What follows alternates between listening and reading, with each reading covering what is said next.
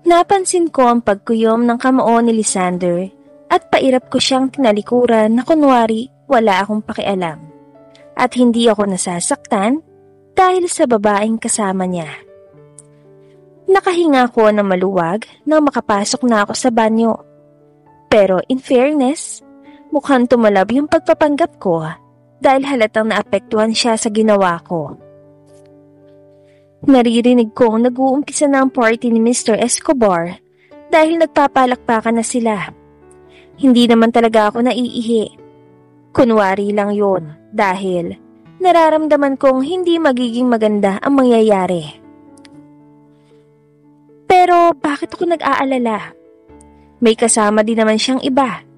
Dapat nga magalit ako dahil mabilis niya akong pinagpalit sa babaeng yon.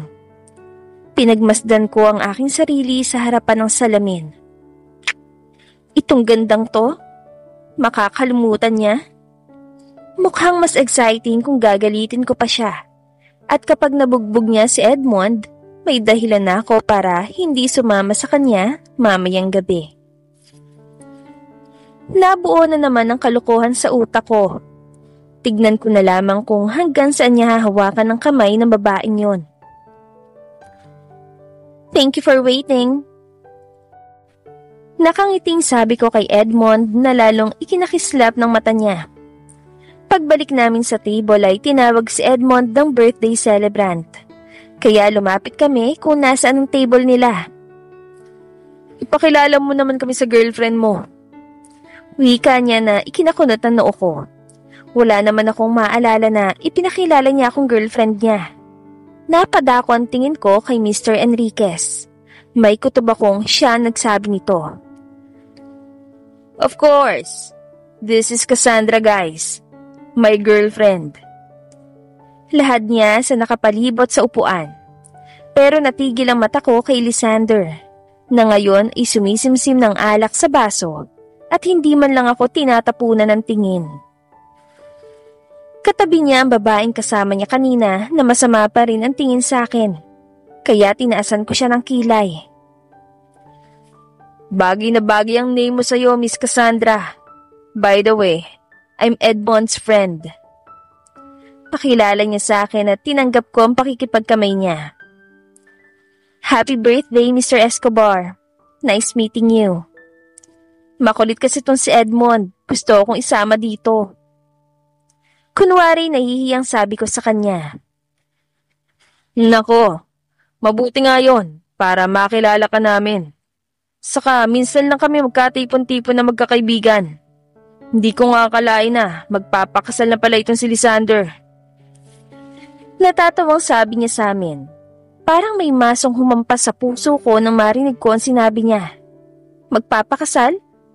Sa babaeng yon? Ha? 2 months pa lang kaming wala. Tapos nakahanap na agad siya ng bagong fiancé. Mukha namang walang special sa babaeng yon, bukod sa nakataas niyang kilay. Really? Wow! Congrats, cousin! Gulat na sabi ni Edmond at kumuha siya ng wine glass na dala ng umiikot na waiter at lumapit pa sa table. Cheers, guys! Masayang sabi niya. At sumunod naman ng iba. Walang emosyon na inangat din ni Lysander ang kanyang baso upang makapag-cheer silang lahat. Pagkatapos ay hinila niya na ako sa bakanting upuan katapat nila. Ipinaghila pa ako ng upuan ni Edmond, kaya nagpasalamat ako sa kanya at ngumiti. Babe, anong gusto mong kainin? Masarap ang lahat ng food. Ikukuha na kita. Wika niya sa akin. Fruits na lang siguro. I'm on a diet. Sagot ko sa kanya. Tumayo siya at nagpaalam sa akin. Naiwan ako mag-isa. Lysander, hindi ka ba nagugutom? Ikukuha kita ng food. Anong gusto mo? Malambing na tanong ng babaeng katabi niya. Ikaw lang ang gusto ko. Seryosong sabi niya, pero sa akin naman nakatingin ang mga mata niya. Ano sabi mo? Namumulang sabi ng babae. Talagang sa harap ko pa sila maglalandian. Bumaling siya ng tingin sa babaeng katabi niya. Ang sabi ko, ikaw lang ang gusto ko. Kaya kahit anong mangyari, huwag kang aalis sa upuan mo. Seryosong sabi niya sa babae. Napangiti ito at halatang kinikilig. Samantalang sa loob ko, gusto ko na siyang saksakin ng baon kong dagger. Ang sakit kaya. Nabaling ang tingin ko kay Larry na nasa kabilang upuan.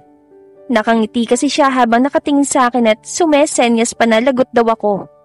Habang yung katabi niyang lalaki naman ay seryosong nakatingin din sa akin. Hindi ako natatakot kay Lysander, kaya bakit ako malalagot? Hiwalay na kaming dalawa at ikakasal na rin siya. Wala siyang karapatan na sa akin.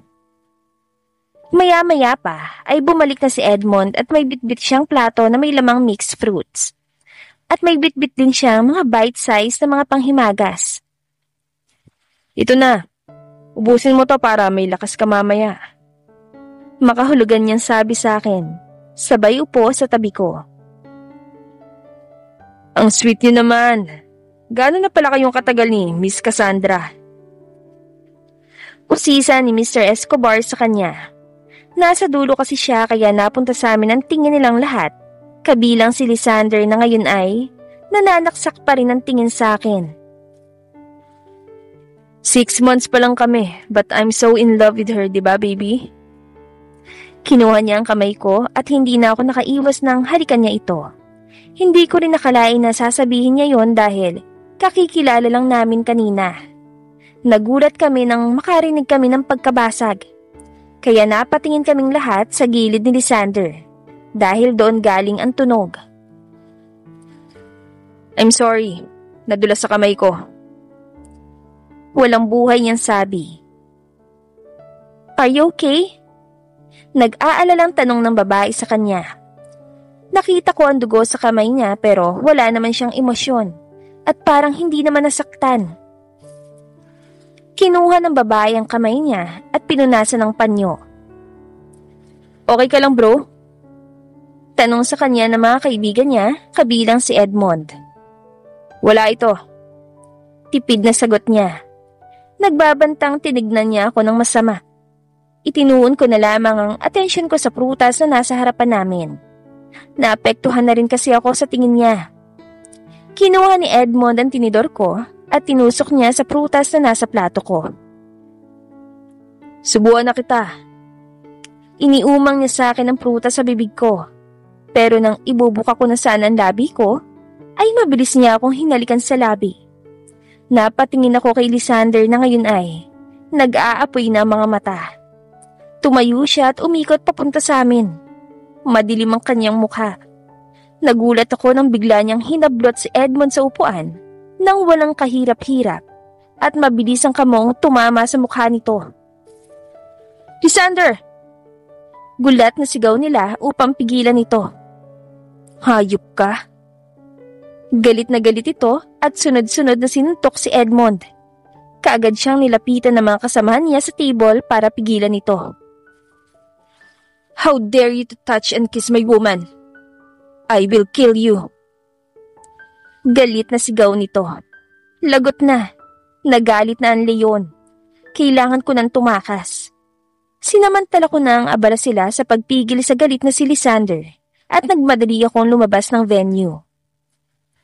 Ngunit paglabas ko, ay may mga lalaking agad na humarang sa akin. Anong kailangan nyo? Tanong ko sa kanila.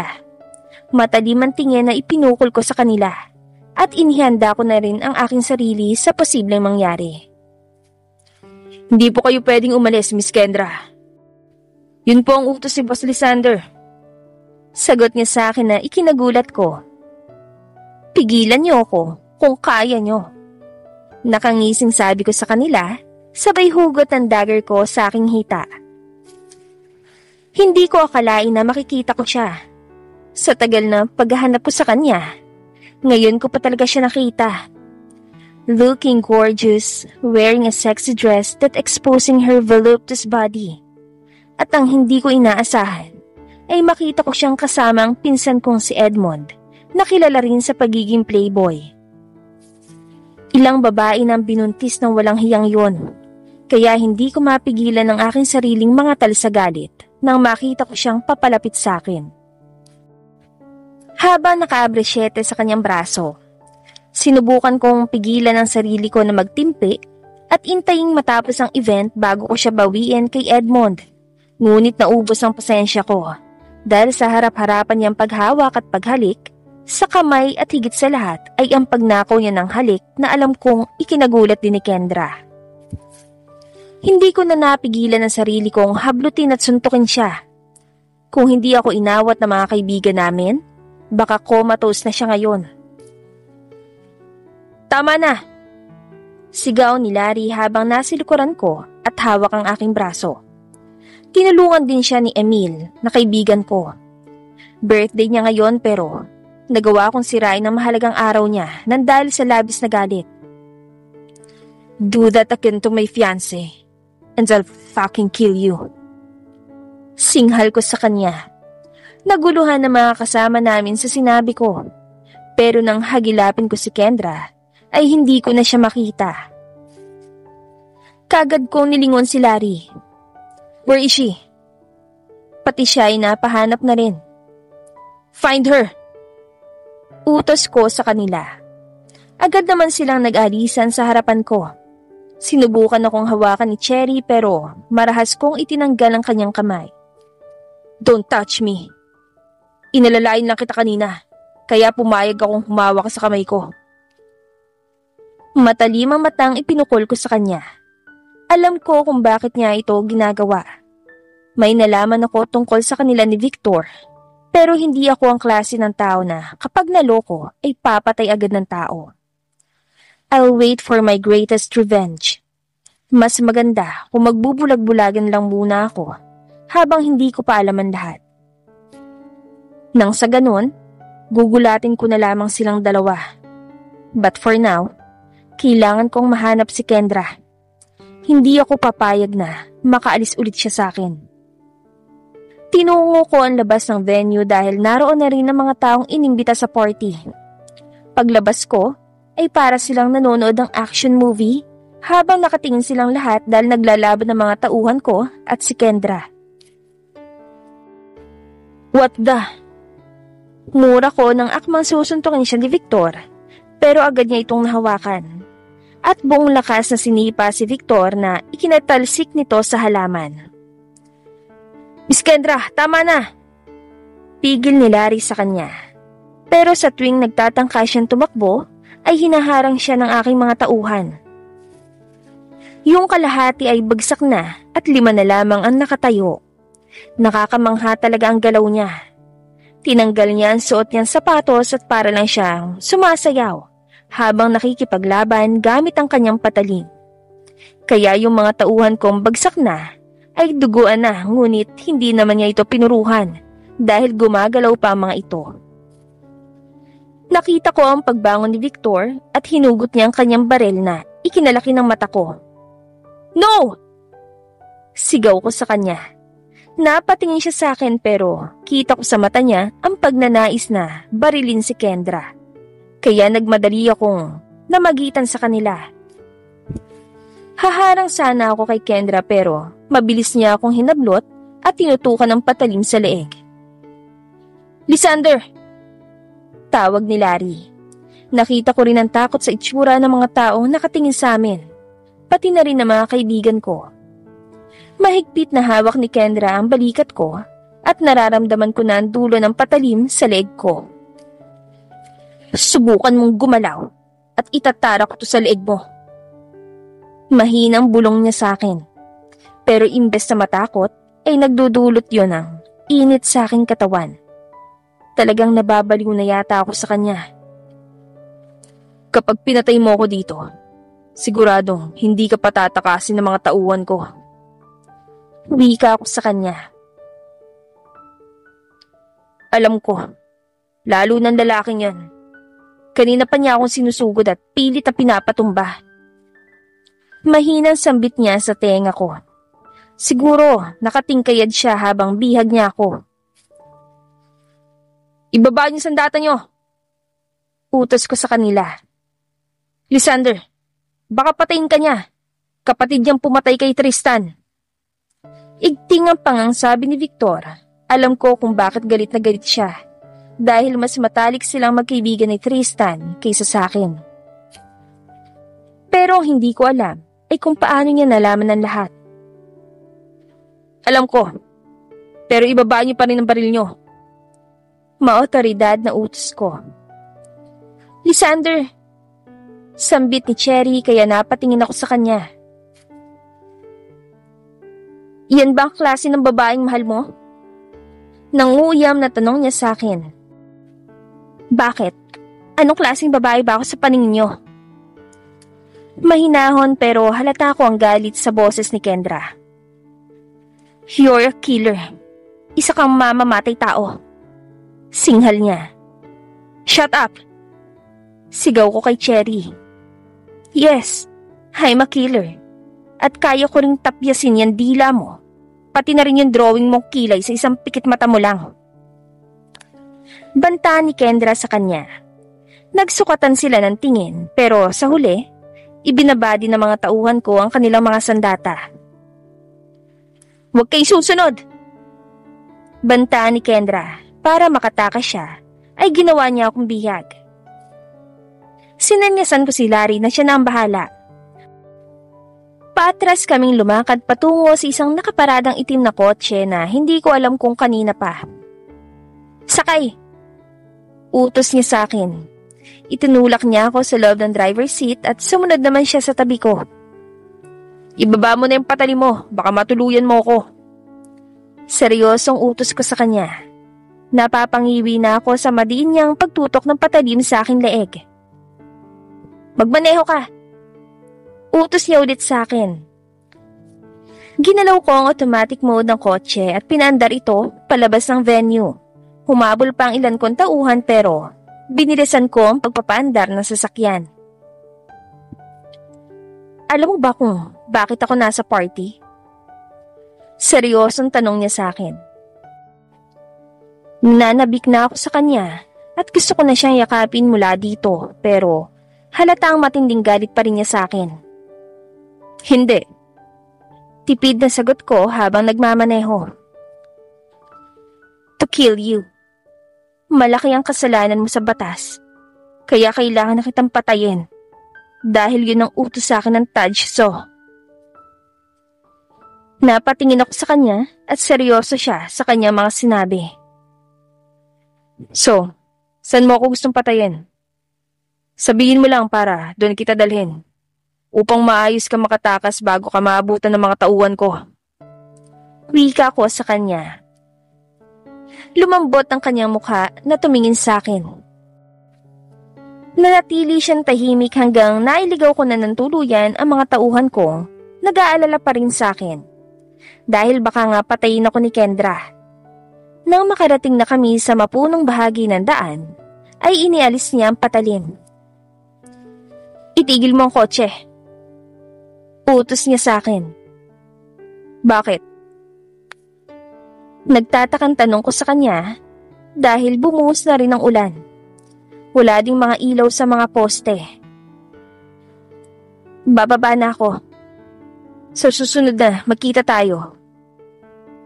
Papatayin na talaga kita. Mahinang sambit niya. Sa tingin mo ba, maniniwala ako sa'yo? Alam kong hindi mo kayang gawin yon. Marahas niya ako nilingon at muling itinutok sa akin ang patalim niya. Ramdam ko na ang pagtulo ng dugo sa leeg ko, pero nanatili ako nakatitig sa maganda niyang mga mata. Huwag mo kong tignan ng ganyan. Itigil mo na ang kotse para makababa na ako. Singhal niya sa akin. Itinigil ko ang kotse sa tabi ng kalsada dahil yun ang gusto niya. Binuksan niya ang pinto at mabilis siyang lumabas at naglakad palayo sa kotse. Hindi alintana ang mabasa ng ulan kaya nagmadali akong bumaba upang habulin siya. Kendra! Tawag ko sa kanya sabay hablot sa braso niya. Are you crying? Tanong ko sa kanya dahil sa nakikita kong pamumula ng kanyang mga mata. Tanging headlight lang ng kotse nagsisilbing liwanag namin. Narinig ko din ang mahina niyang hikbi habang papalapit ako sa kanya. How dare you? Paano mo ako nagawang kalimutan ng ganong kadali? Panunumbat niya sa akin. Ikakasal na kayo ng babaeng yun, di ba? Bumalik ka na sa kanya. Galit na singhal niya, pagkatapos ay hinila niya ang kanyang braso at muling lumakad. Nabasa na rin ako ng ulan. Muli akong sumunod sa kanya at hinablot ko ulit ang braso niya. Mabilis ko siyang kinulong sa aking bisig. God knows how much I really miss you. Ikaw ang babaeng pakakasalan ko at hindi si Cherry. Ikaw lang ang gusto ko, Kendra. Ganun ba kababaw ang tingin mo sa pag-ibig ko sa'yo? Nag-angat siya ng tingin at sinalubong ang aking mga tingin. I love you. Wala akong naging babae. Si Cherry. Si Cherry pansamantalang chef namin. Isinama ko lang siya dahil ayaw niyang maiwan sa mansyon. Pero tamaan man ako ng kidlat ngayon. Never ako nagkagusto sa kanya. Simula nang umalis ka, naging manhid na rin ang puso ko. Hindi ko alam kung anong ibinibintang mo sa akin pero kahit isa akong mafia, wala akong ginawang masama, kundi ang pag-angkat lang ng mga illegal at mamahaling mga armas, pati na rin ang pasugalan. At kung kailangan kong pagbayaran yun sa batas, gagawin ko. Bumalik ka lang sa akin, Kendra. Nanatili siyang nakatingin sa akin at hindi ko na napigilan ang aking sarili na kabigin ng kanyang batok at siilin ng mapusok na halik ang kanyang labi. Noong unay hindi siya gumante, pero nang hapitin ko ng kanyang bewang, ay naramdaman ko ang paggalaw ng kanyang labi hanggang sa mas lumalim at nanabik na halik na rin ang ipinadama ko sa kanya. Dahil sa labis na pagkasabik, ay nagawa ko siyang dalhin sa likuran ng malaking puno.